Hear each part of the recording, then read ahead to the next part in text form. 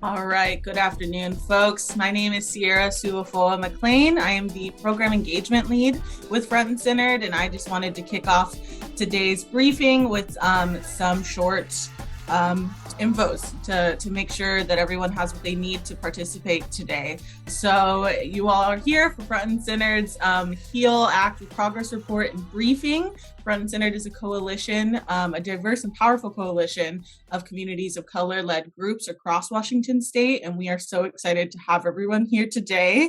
If you are someone who needs closed captions, I'll direct you to the bottom of your screen or your device. There should be a button or an option there that says show captions. So if you're someone who's looking for those, feel free to activate that there. There should also be some instructions on how to do that in the chat from James.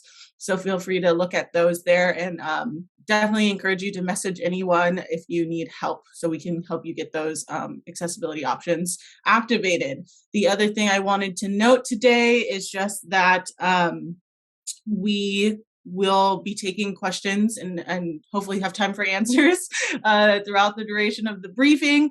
If you would post those questions in the Q&A box. You're also open to use the chat, but we will see them a little bit more directly in the Q&A box, and we have someone monitoring both of those spaces. So if you do have questions, feel free to post them there. Again, I'm so excited to have everyone here today at the HEAL Act Progress Report and Briefing. And at this time, I will pass it to Johnny Buck, who is a wonderful coalition member and a worker. He will describe himself, I'm sure, but a worker at the Na'a Fund, and he is going to be sharing a short grounding with us today as we get into our program. So I'll turn it to you, Johnny. Thank you, Sierra. Sa patwai neswanek salam kwaswai neswa yachai sa wawnesipa kutlana miyanawi. And my name is Johnny Buck. Hello, and thank you all for your leadership and support with this critical work. I'm the Wise Action Program Director at Na'a Fund, and I'm here today in my role in a Front and Centered Coalition, where Na'a is a member organization, one of many of our frontline community organizations statewide, working together for climate and environmental justice, and where I serve on the policy committee and HEAL community team. It's a collection of our member organizations working to ensure a robust implementation of the law. Just a quick grounding and land acknowledgement, and we understand that we practice more than a land acknowledgement, and that comes with our work inherently. But it's important to recognize the first stewards of this land, the indigenous people, the native people, the American Indian people, Native Americans, and we're even described as others, as creatures, and all kinds of things still, and that's still part of the erasure. As the history of colonization has taken place, but there were many beautiful and colorful civilizations that had taken care of the land here in what we call Washington State for thousands of years. And they had cultures, we had cultures, and unique languages, and faith practices, and really looked out and enhanced each other and the land, and took care of these relationships as we held them in high regard. We stewarded the land for future generations. So there's 29 federally recognized tribes in Washington State, and 3 non-federally recognized tribes in Washington State. So if you don't know, those federally recognized tribes have treaties, and those non-federally recognized don't have treaties. That's I won't go too much in depth, but it's important that we recognize tribal sovereignty here. So our coalition has been developing and advocating for community-generated ideas of shifting state governance toward equity and environmental justice for more than 8 years. And today we're here to share a community perspective on the progress in implementing the HEAL, and we'll be publishing a community progress report to follow. So the purpose of this briefing and the report is to provide our community non-governmental perspective into what's possible under HEAL to achieve environmental justice, to identify changes needed and recommend specific actions and investments to maximize the intended impact, and to ensure accountability to frontline communities and the objectives of our frontline coalition in HEAL. So we are grateful for all of the hard work everyone is putting in to this ambitious law. We continue to have conversations with agencies to inform our perspective, and we encourage and invite you to participate and contribute to this event, to deepen our work together, to engage frontline communities across our state and deliver results from this transformational law. And just a couple of themes to touch on. It's a celebratory moment. So one theme is celebration. Another theme that we look to is it's a unique opportunity for collaboration. And another theme is timeline and accountability. Um, so our community's expertise brought the HEAL Act to fruition, and so we believe our expertise should set the standard on how HEAL is implemented. So with these short words, I'd like to invite Rosalinda. Thank you. Thank you, Johnny, for those beautiful words. My name is Rosalinda Guillen, and I'm joining you from the Swinomish Lands in LaConner, Washington. I am the founder of Community to Community Development, and I have been on this road with our brothers and sisters of the Front and Centered Alliance since 2014, with the goals of recognizing and continuing the work that our brothers and sisters, the Native people here, like the Swinomish and others, began in taking care of this beautiful place that we call home in Washington State. We realize that there's more to maintaining the sovereignty of our communities, the sovereignty of the tribes, to the recognition of the need to steward than policy. We realize it takes more than policy. It takes more than rules. It takes more than legalese language to make this happen. And that's why Front and Centered is such an important alliance for organizations that are led by people of color like myself. I am a farm worker, and farm workers in Washington State are very conscious of the impact of climate change and extractive practices on the land that the tribes have tried so hard to steward. We cherish that belief of having relations with Mother Earth, with the trees and the land and the water. And it's painful to see when forests are up for sale. And I think that's part of our long-term work that we have to do with each other in Front and Centered, but also the relationships that we're building with state government, with the legislature, and with agencies. We have been on that road since 2014 to build those relationships with the Alliance for Jobs and Clean Energy, the attempt to pass Initiative 1631. We have developed language for ourselves and for our community. This briefing today is to continue that building, that creation of language for the protection of Mother Earth, for the work that we're trying to do together. And what we're going to start with, and what we started with, is this policy that was passed, the HEAL Act. It's passed. It is a policy. It is written on paper. It is, agencies are trying to implement it, but that's just part of it. This is part of it. This briefing today, and we're going to continue to have those relationships. HEAL has some very specific environmental health outcomes that we want to make a reality, and we want to make it different. And I think that in my role as chair of the Community Council at Front and Centered, it is part of taking that leadership and building relationships with other organizations led by people of color, that it is time that we become engaged, that we get engaged in this struggle to protect Mother Earth, that goes beyond policy, that goes into brotherhood and into us working together. I wanted to say that the work that we're doing together as organizations and as this alliance called Front and Centered has allowed organizations like ours to be in the space, together, to be able to share, to collaborate, and to create ways for us to have a voice in spaces where we didn't before because we were spread out in different areas. So we're removing silos between ourselves as members of Front and Centered. And it is an honor to be here today with all of you. I noticed that there's over 100 people here today. So I thank you for the interest. I thank you for listening. I thank you for joining us today and learning more about HEAL, why it's in place, and what we want to do together with you. So again, the HEAL Act and this briefing is more than just a policy. However, that policy has to be respected.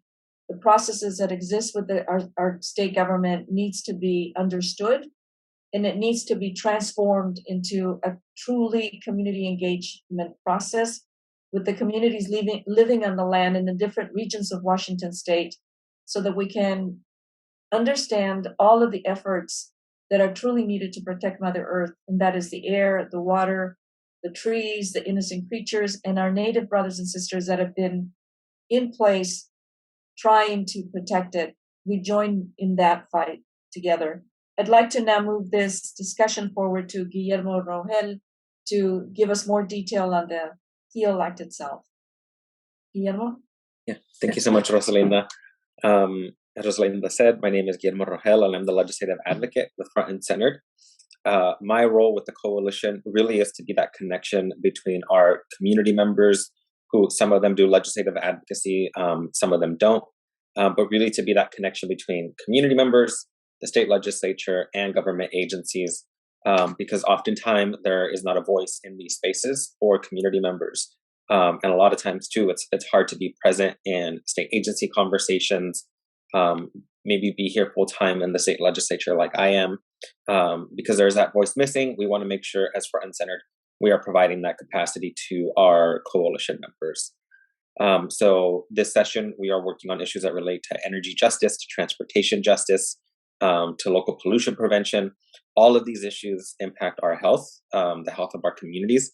And it's important that bills like the HEAL Act, as they get implemented, are not just things of the past, but it's their words, their concepts, their practices that the state legislature is actively thinking about and actively adopting into their bills.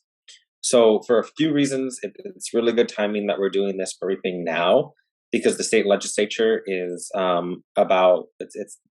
past the 50th day, the halfway mark for the legislative session, and they are about to start working on the budget. They are starting to consider which bills are passing, which ones are not, and a lot of those related to climate and environmental planning need to center environmental justice. They need frontline communities to inform all of their budget and policy decisions, because that's what environmental justice really is centered on, is making sure that the needs, that the priorities, that the ideas and policy solutions that community members are maybe working on at their local level can really get scaled up and here to the state level, where different counties, different populations across the state can benefit. So one thing that we did with the HEAL Act, and why it's really important going into this session, is that definitions matter. We'll cover what those definitions were and exactly what they said. But we want to make sure that the state legislature is all working on the same baseline level of knowledge. So that is, as we talk about environmental justice, as we talk about identifying overburdened communities, or maybe talking about how community engagement can look like within state agencies, with the state legislature, that we are all working off of the same definitions.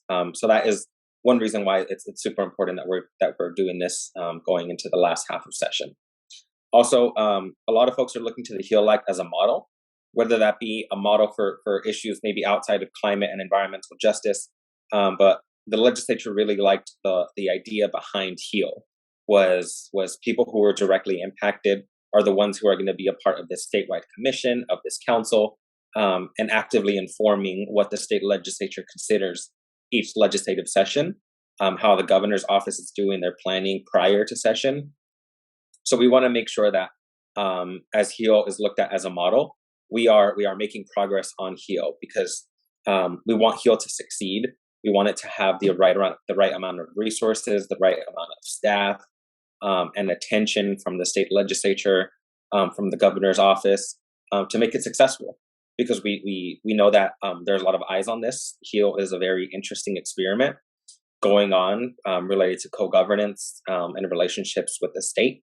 And so if HEAL is a success, we can demonstrate to different communities, to different regulators, to policymakers, that a bill like HEAL that centers frontline communities, that centers lived experience, can work with the right amount of attention and the right amount of resources dedicated to it.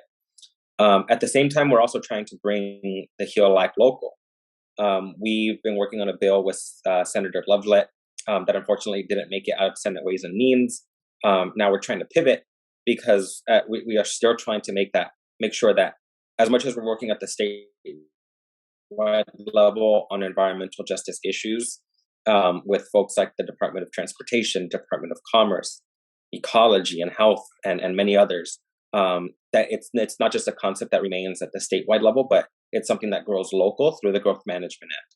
So that is efforts that we're going to continue, since we still have the second half of the legislative session left, to see how is it that counties, when they are doing their decades local comprehensive plans, talking about where housing is going to go, what transportation looks like, what green spaces look like, that they are also working off of a definition of environmental justice, that they have community participation as a part of their work.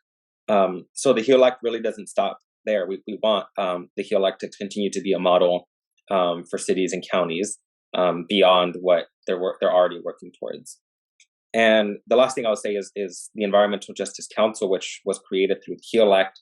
The state legislature is looking at them too for some guidance. They know that it's not the end of community participation, but that the council really is a good place to check in with folks about how they're feeling about certain investments related to state agency planning.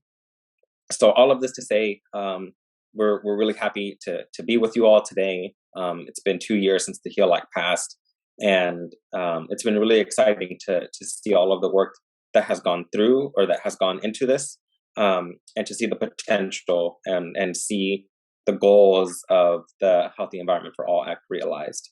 So with that, I'll turn it over to our co-executive director, Derek, to talk a little bit more about what the HEAL Act was, and then also what the report is entailed.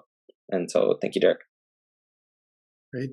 Thanks, Guillermo, for laying that out, and everyone for being here today. Appreciate having you here. We're going to go through a few slides just to bring us all back up to speed on the HEAL Act and what it meant, and in the moment we're in right now.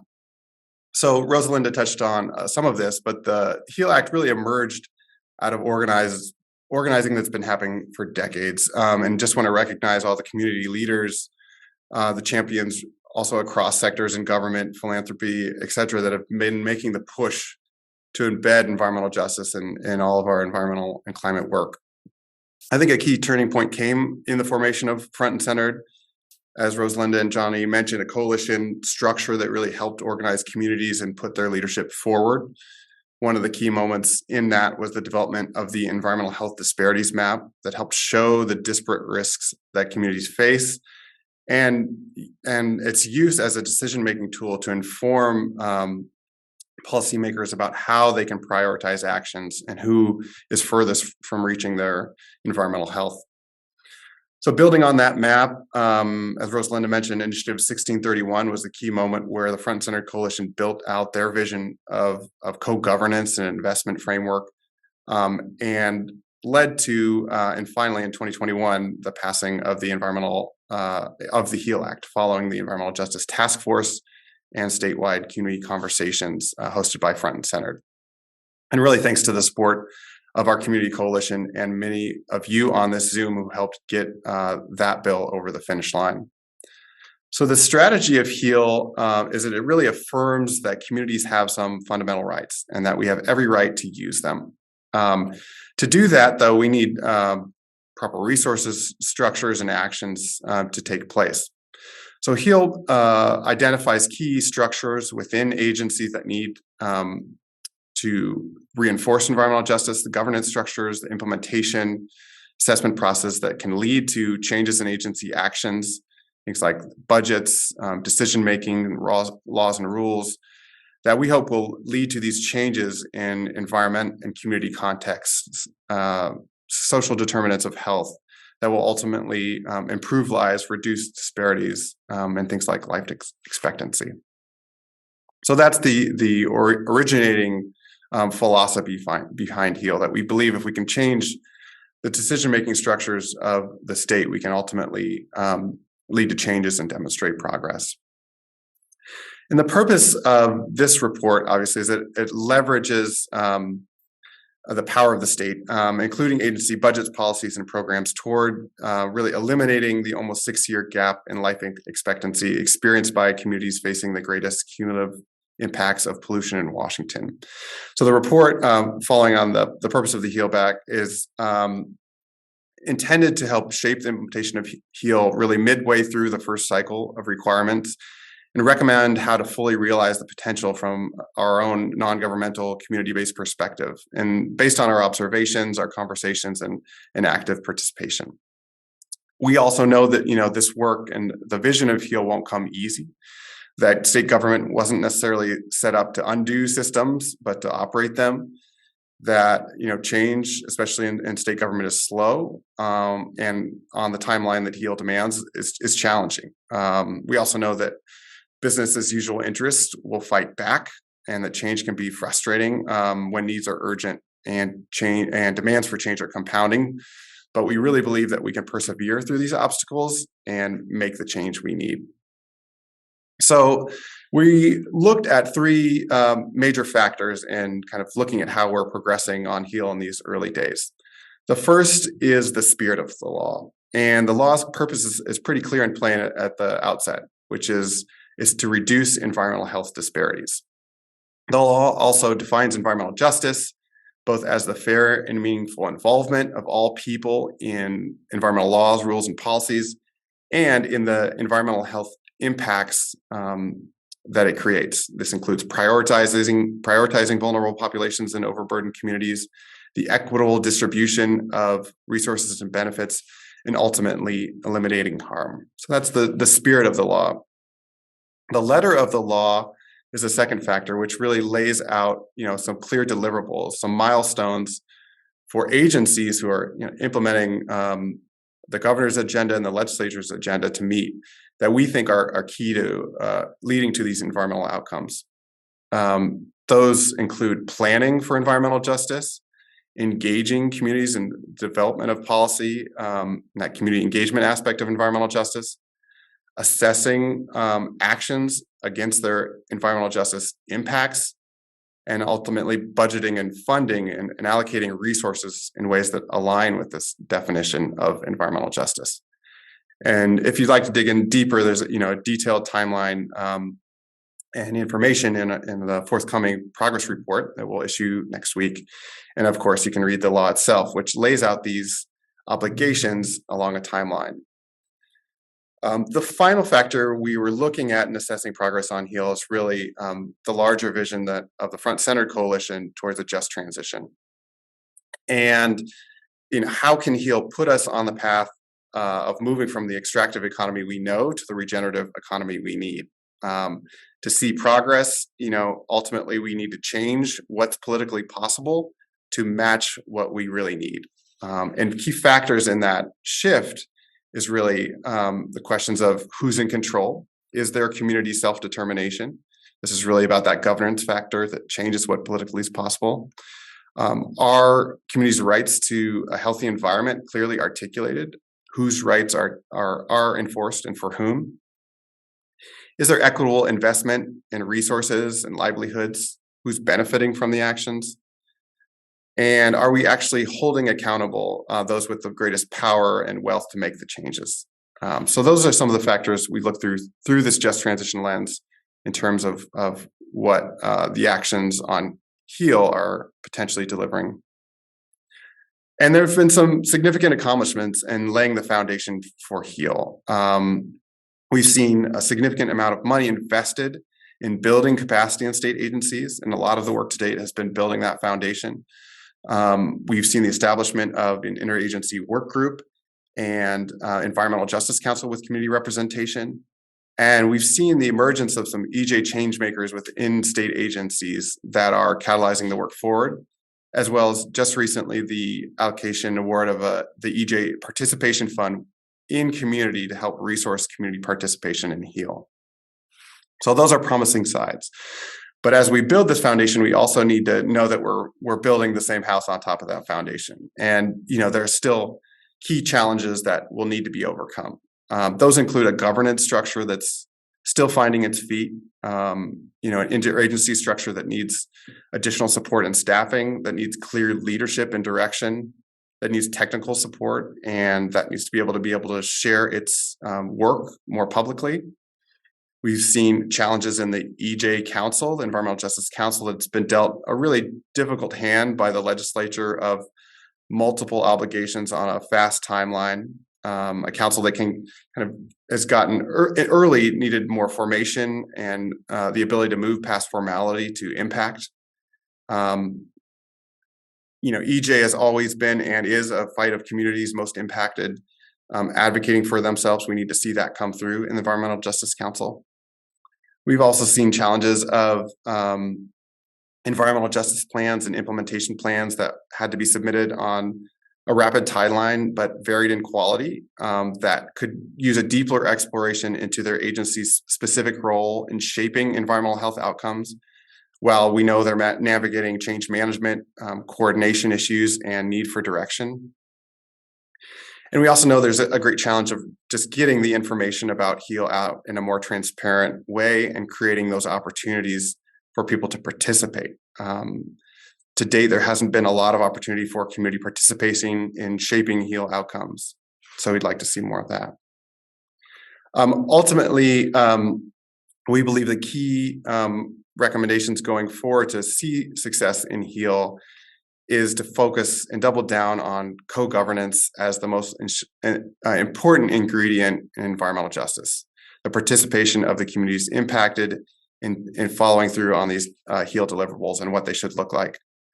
We need to see more investment in community to actually participate. That doesn't happen on its own, but by investing in community capacity, agencies are going to realize more engagement in their own plans.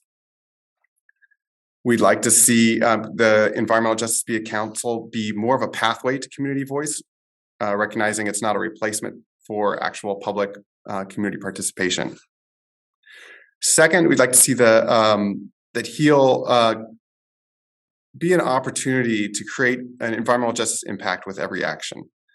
That really looking through the lens of what can I do with this law rather than what are the minimum requirements, and maximize that opportunity in every deliverable, whether it's the engagement plans, the implementation plans for environmental justice, or forthcoming work like environmental justice assessments and how environmental justice principles get integrated in funding.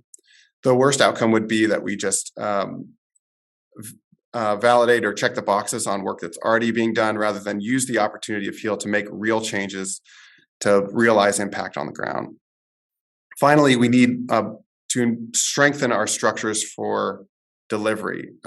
There's clear need for direction in the Environmental Justice Council, as well as the interagency work group that supports everyone working together towards common cause. So we'd like to see the strengthening of structures and some clear roles that help guide agencies with their work.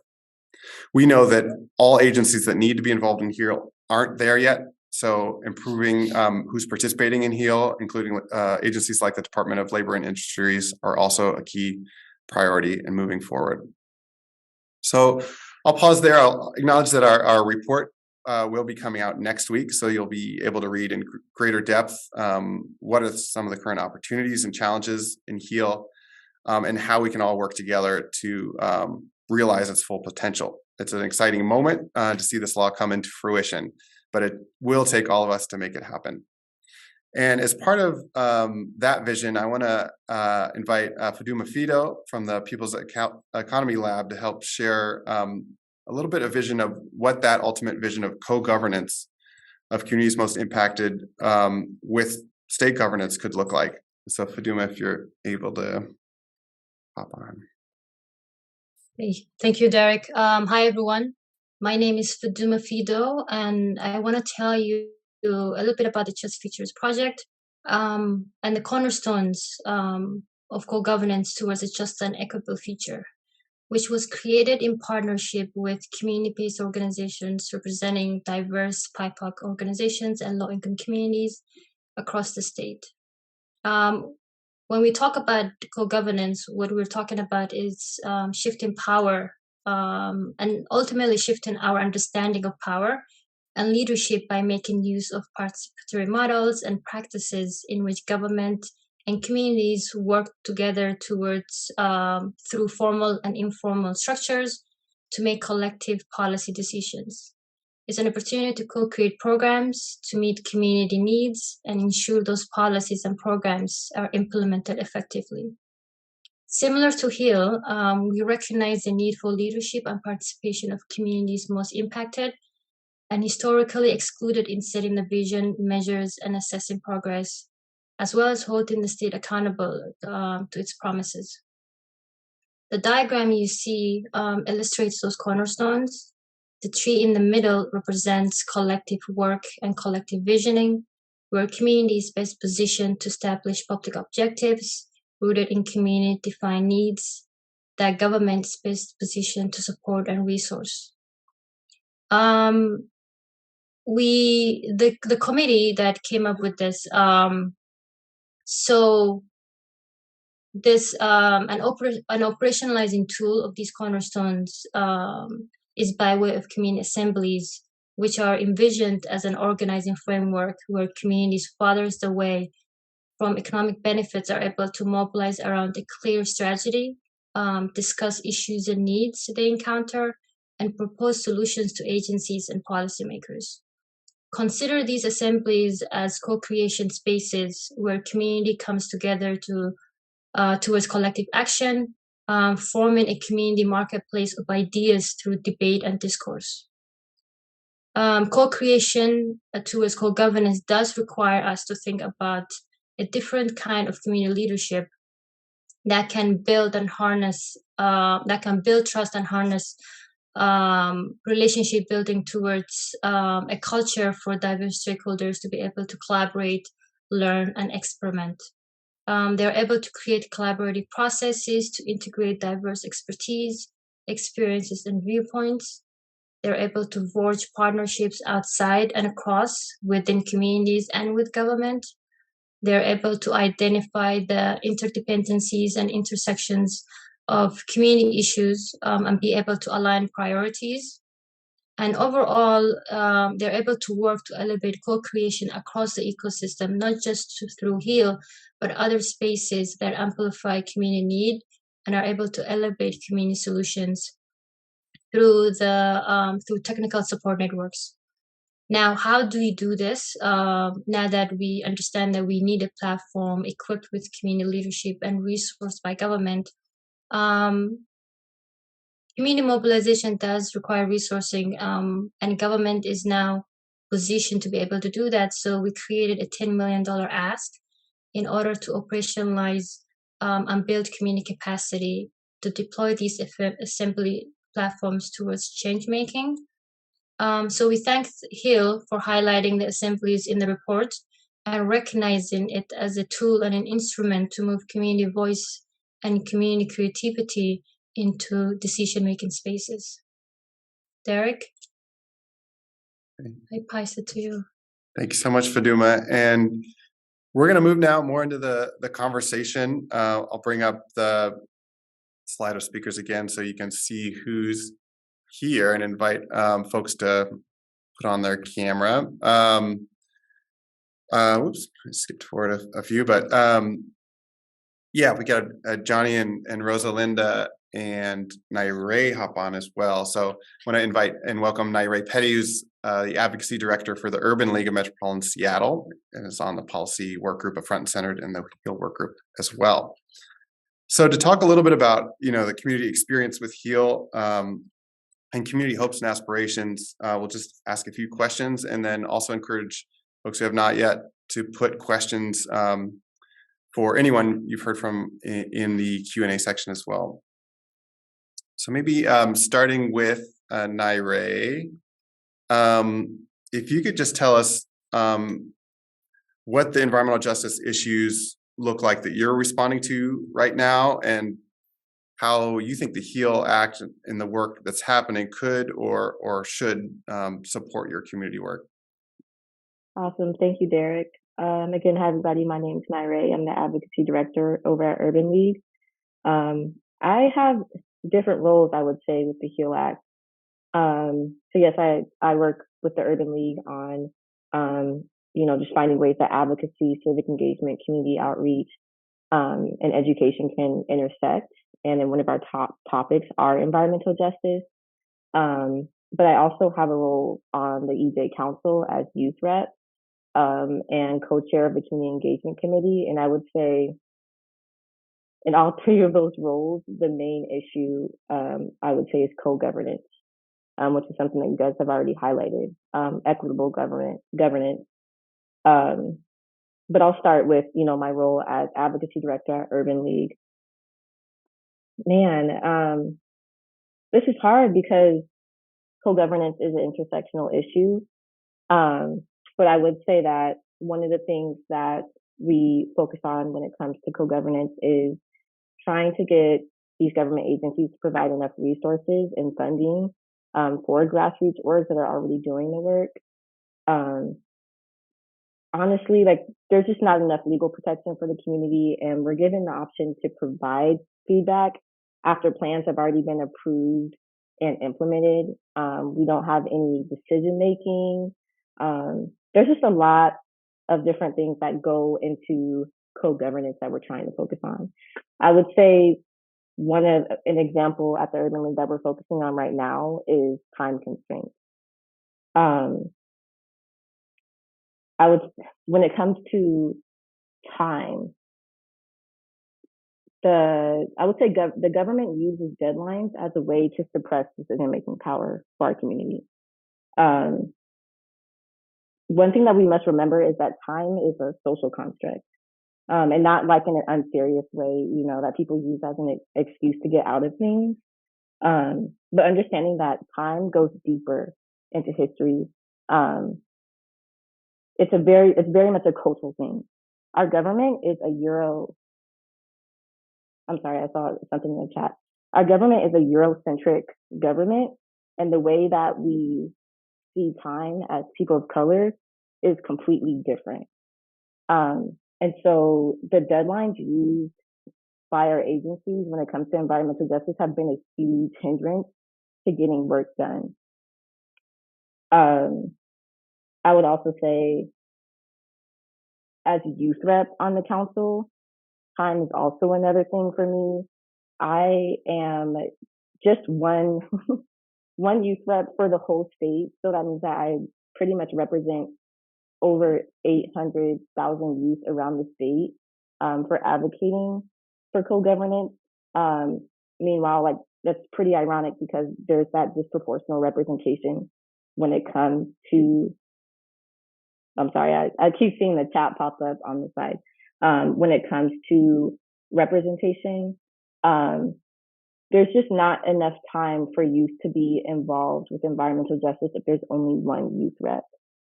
And so one thing that we're asking for is, one of the things I'm working on right now is building a youth advisory council, and, just reaching out to different orgs and local schools on that. I would say as co-chair on the Community Engagement Committee, time is another thing. We're falling behind all these agencies that are creating these community engagement plans. But meanwhile, we're still working on our own foundational goals, our own guidelines when it comes to community engagement. And so I would just say one of the things, just looping it around to co-governance, there's so many different things when it comes to touching on that subject. And I would say time is the top thing I want to highlight, is that, these government agencies need to work with us. It can't be the other way around where it's we're a hamster on the wheel and we're trying to catch up with their deadlines. They need to prioritize the community. when it comes to making these decisions and hearing us out first, rather than, responding, oh, well, I'm sorry, you missed the deadline, or there's not enough funding. So yeah, that was a lot in one answer, but I would say like co-governance is the top issue that I'm responding to in all 3 different roles for eBay.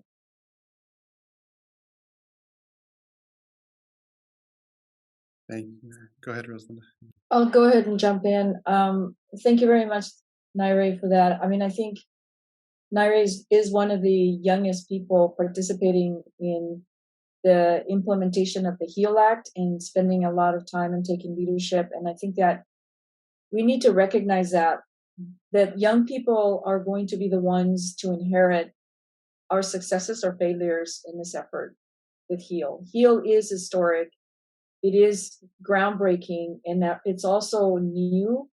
And I think that is causing consternation and frustration in communities and also in government, because there's expectations from our community. And I think that, in advocating for environmental justice in Washington State for the farm worker community has been happening forever, because we are on the land growing food, the majority of us.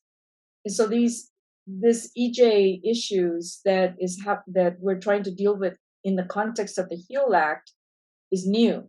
And because of that, I think it's a challenge for us. And I really like the way that you put it, Derek, about the spirit of the law versus a letter of the law. The spirit of the law was created and built by community that is overburdened and marginalized. And so we gave language and we gave spirit into the law of what we as overburdened communities know that we need. And I think the issues we're responding to right now, or I'm responding to right now, is the expectations of our community that the government needs to move faster, and that we need to respond faster, because climate change is not stopping. Like things are continuing, especially in agricultural production. So, I mean, we are in a moment right now where working with state agencies in defining what an overburdened community is. And we are the overburdened communities, and we're the ones that are the experts in what is needed. And so right now, that is the issue about how do we engage in a process that HEAL promises to make stronger and more open and more accessible to us. So I think that the big issue right now for me is responding to government with such a high expectation from our community, because we've been organizing around this for so long. And for farm workers specifically, this whole idea of state agencies opting in to the HEAL Act, and I noticed a question in the chat about that. For labor, for workers in every part of Washington State, the fact that the Department of Labor and Industries is not opting into HEAL leaves a big gap in questions for a lot of low-income workers and workers, communities of color in rural areas, especially, about, well, how is government going to respond through the HEAL Act on labor issues? And that's a big question for us, for state government, is why is the Department of Labor and Industries not opting into the HEAL Act? We need them to be part of this conversation. They're often another silo trying to deal with environmental justice that is a huge component of environmental justice for workers in Washington State. What does success look like for us and for myself and my communities when I talk to them? It's actually the beginning of having many people recognize what a just transition actually looks like as it's an action. And for a lot of the community I represent in rural areas, it is actually about changing agricultural production practices to live up to the HEAL Act of protecting land and water that produces our food. So it's having eventually, in a just transition framework, having a secure food system that's sustainable, that is not extracting from the earth, but is moving back closer in many areas towards the stewardship that our Native American brothers and sisters that have been here since time immemorial have taught us is what we need to do, the practices we need to take to actually protect our food producing elements in Washington state. And that food system protects the land, but also workers. So we have high hopes for it. And it's not in the letter of the law. You know, the letter of the law is supposed to interpret the spirit of the law, but that's where I think what Naire was saying is that's where things get gummed up with us as communities of color and overburdened community representatives in trying to make the HEAL Act do what it's supposed to do, why we brought it to the legislature. So I thank everybody that's listening today, because this is the beginning of this struggle, and we need community support all the time as we move forward with the implementation of the HEAL Act. Thank you for, now I think I pass it on to Johnny. Okay, thanks, Rosalinda. Yeah, something I'm thinking of too, and it's like lessons learned, or what wisdom or knowledge do we have to pull from as we build this co-governance with community. And there is tribal consultation, right? Tribes have been engaged with the government relationship for a long time now.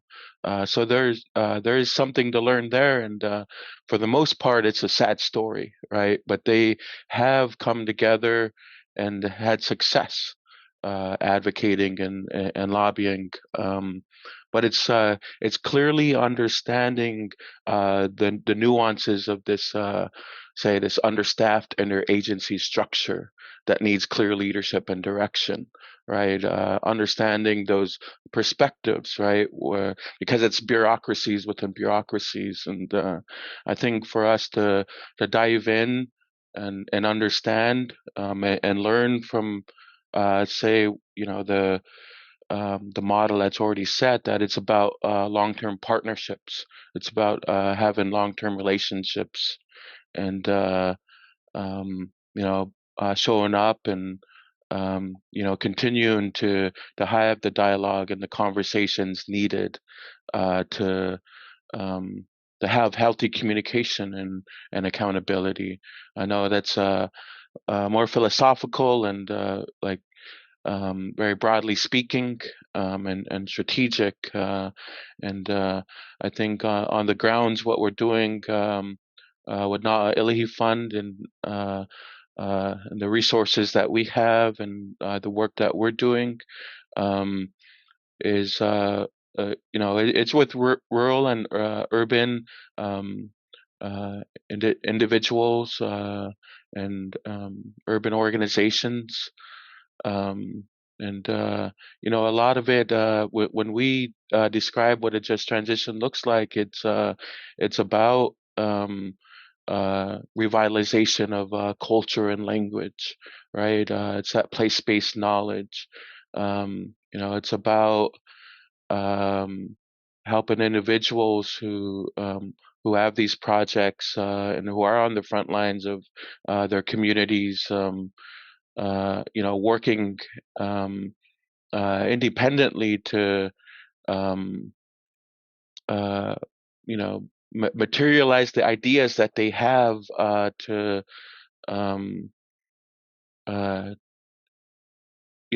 look out for the health of their communities.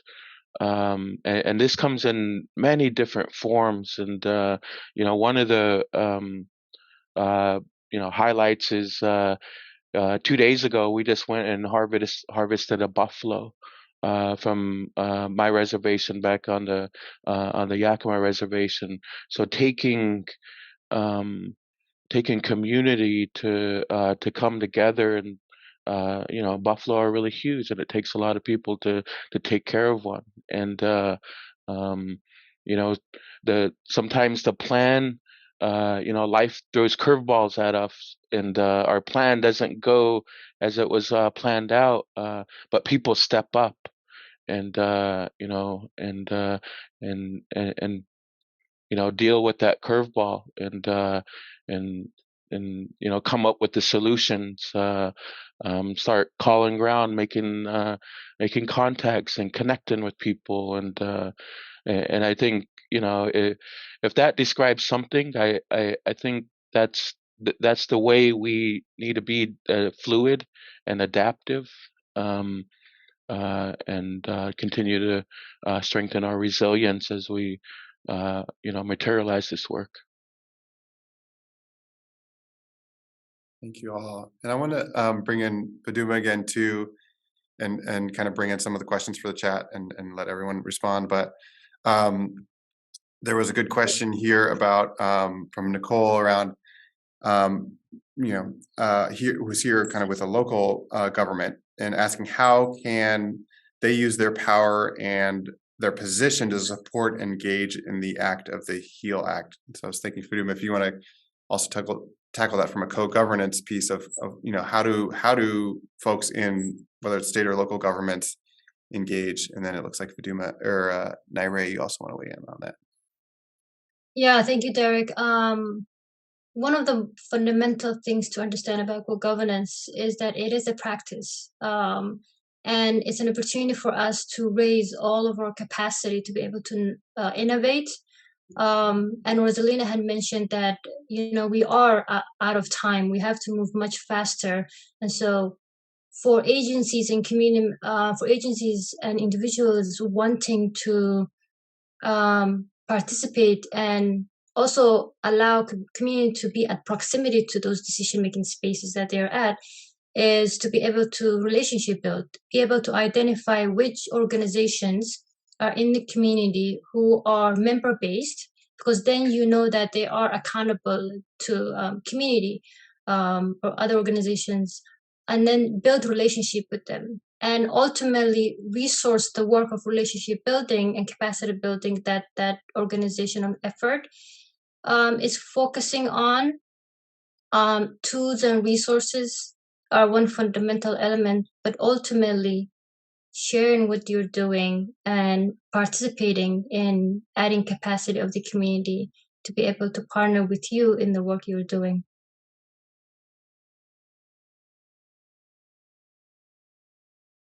Thanks for doing it. Naire, did you want to weigh in?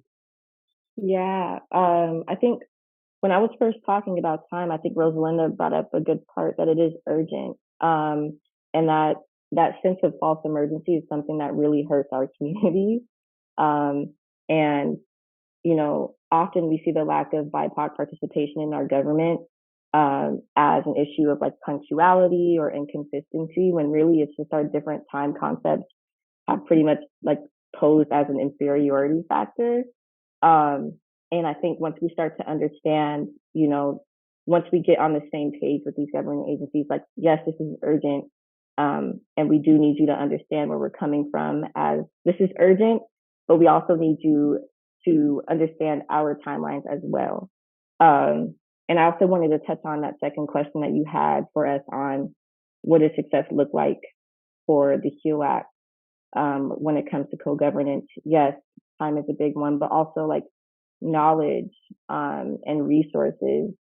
And, those are things that we need at my organization, for other grassroots orgs as well. We spend a lot of time in our community teaching educational civics cohorts about how to navigate the local government systems, especially as, grassroots organizations or just regular people. And we always remind them that the first step is knowledge and getting those resources, because knowledge is power, and we must be informed about how these processes work.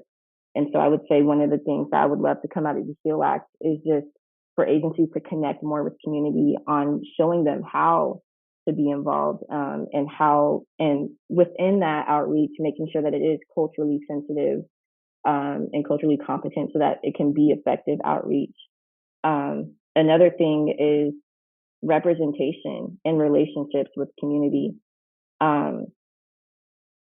More often than not, a lot of government agencies, they look for, frontline community reps to provide input on certain implementation and certain plans and processes. And then these same community reps end up being extracted or tokenized, rather than just building that relationship with the community as well. So some of the things I want to see from the HEAL Act is that they actually come in and build these relationships with community, rather than maybe hiring one person and putting them on the payroll, and then that's the voice for the community, but we don't really see an actual change. We just see that somebody's pretty much being tokenized, and then they're delaying the process over and over again, and that same community rep has to come back and say, well, it's time. It has to do with time. And the last thing I would say is just protection. One of the things that I want to come out of the HEAL Act is protection for, of course, our communities as well, but also those who are helping with implementing this as well. There's no legal protection, I would say, for communities when it comes to environmental justice. And that's huge. And so that one of the big things I want to see out of the HEAL Act is, for more legal protection for communities when it comes to implementing this. But yeah, that was pretty much it. Derek, could I say something real quick? When you're talking about at the local level, I think we also have to understand that there's political dynamics happening at the local level, at the county levels. There are politics that have to be dealt with, and power dynamics that are more than likely most of the time they're, it's a question of racial equity in participation and how local governments reach out to folks. And I think whether we like it or not, that is something that's going to have to happen and be addressed. And I think because of the HEAL Act, it is a state act, but it can influence local governments because it is influencing community members that hear about it and understand the value of the HEAL Act and want to know, how do we make it happen at the local level? And I think that that's going to continue, happening. How can we impact local growth management acts and all of that? And one of the things about what our communities, when our communities go into local governments and address an urgent need, that urgent need has been presenting sometimes for generations. I mean, it goes back to Naira's. I really love the way you lay this out, right? It's like, it's that perspective about what is absolutely needed now and who can present it.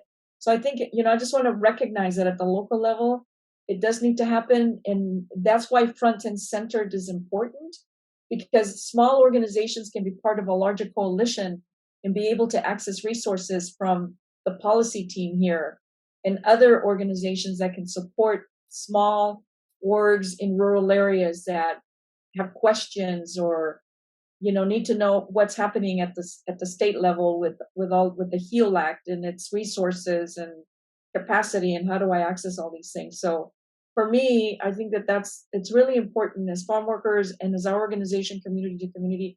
We wouldn't be able to have the type of influence we have now because we're members of Front and Centered. And I think that is one of the biggest values of Front and Centered, is that we can have that reach. We need to grow it more than what we've got, so that the HEAL Act can spread out and be influential in local policies. Thank you, Rosalinda. And that's a great place to close. It takes working in coalition, it takes partnerships. It really will take everyone on this call pushing and continuing to work through adversity to make the impact we want to make from this law. And as we were reminded at the outside, policy is not the outcome. It's just one tool. So this is the tool we're talking about now to see how we can get to those outcomes. So can I just say something real quick in closing to everybody? Sure. The folks that you see in Front and Center taking leadership with the HEAL Act and other environmental justice issues, I just want to say to everybody, we're in it for the long haul. Like, we know this isn't a miraculous thing that's going to change things immediately. State agencies and local government needs to transform. They need that transformation, and we know it's not easy, but we're sticking with this. The difficulties of it and everything. I think that we're deeply committed to these changes because our communities need it for the long term. I just wanted to mention that. Just the last few words too, building on that. And if this is the new normal, and it is the new normal, and we are for the long haul, it's something new, and if we want it for our communities, we have to understand that we're laying that groundwork, that infrastructure, those foundational pieces, so all of this can happen. Thank you, Johnny. Thank you, Rosalinda. A huge shout out to Maiko, who's on the call, who did a lot of the research for this report. Look for an email next week with that report, and the work continues. So thanks so much for being here for this, for staying a little bit extra, to all of our speakers today who have put in so much work into making this law meaningful. So we appreciate you all, and we'll have to leave it there for today. Thanks for taking the time.